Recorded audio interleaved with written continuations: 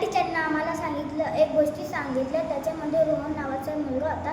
त्यांनी परीक्षेमध्ये 45% पडले आणि त्याच्या ताईला त्या ताईलाकडे गेला, बोलला की ताई तुला किती टक्के पडले? तर ताई म्हणते की मला 87% पडले आहे. तर तो बोलते की तुला किती जास्त पडले, मला किती कमी पडले?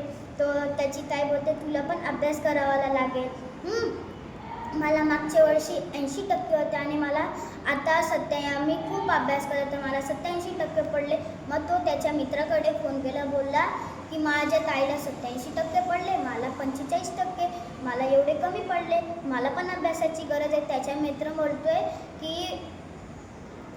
पास तर झालं ना, तेवढं तुझ्यासाठी काफी आहे. मग ते सर्व दादा ऐकत होता. मग दादाने त्यावेळा विषय नाही काढला. संध्याकाळी जेवताना विषय काढला की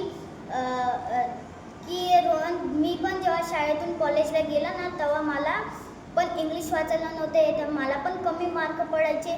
मग मी खूप अभ्यास केले, स्मार्ट मुलांशी संगत केले, स्मार्ट मोबाईलमधून अभ्यास केला, टीचरांना विचारले. मग मला पण खूप टक्के पडायचे. मला तेव्हा 85-86% पडायचे. मग मी टीचरांना बोललो की टीचर मी पास झालो, असं मी पण होतं. एवढं बोलून संपवलं. Very good.